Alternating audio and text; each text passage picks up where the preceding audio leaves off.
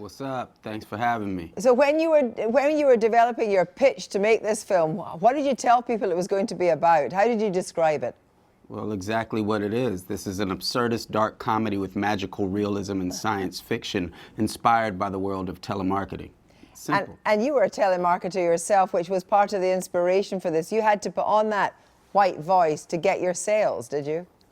Well, yeah, you know, it was never spoken about so directly as in this, but you knew that if you hid the fact that you were black, that you'd get more sales, and some of that was because you're just kind of doing the, hey, I'm just like you guy sort of a thing. But then other part of it was for the more directly racist reason that some people wouldn't want to give you their credit card if they knew you were black. So you took this and you developed it, but it's not just about, I mean, it is essentially about white voice, but it's about all voices, isn't it? That people project different voices.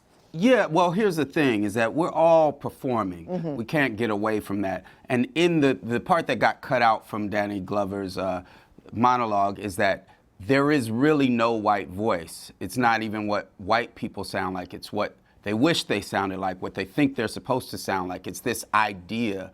So that's why they're overdubbed in the movie. It's this idea that everything's okay, that you know, that there aren't any problems, and that idea is a performance. But everything's a performance, and it's the opposite of the performance of, you know, what people think of as people of color. Those racist tropes that say that black folks are savage or ignorant or lazy or whatever, just as a way to say that poverty is the fault of the impoverished making bad choices, which is not the case, because capitalism must have unemployment and must have poverty in order to exist. So it's all this whole movie is wrapped up in a funny, confusing ball of contradictions. And part of the contradictions too is that Cassius Green's girlfriend, Detroit, she also changes her voice when she's in front of the art world, and there's a great commentary, I thought, in some of the kind of... And it's Lily James that does her voice. Yeah, so you've got also people doing different voices. Everybody's overdubbed by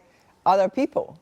Yeah, David Cross does Lakeith's voice. Patton Oswalt does Omari Hardwick's voice. But yeah, it's that whole thing. It's the out-of-body thing. It's in superhero movies.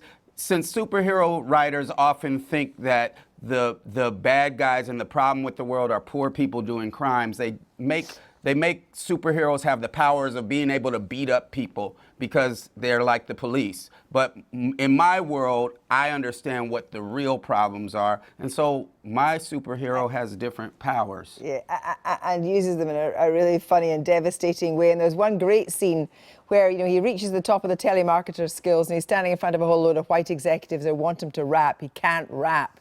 He's a rubbish rapper. And he starts to use the N-word, and they like feel, oh my God, that gives me the chance to use the N-word. And it's incredibly uncomfortable to watch that. Yeah.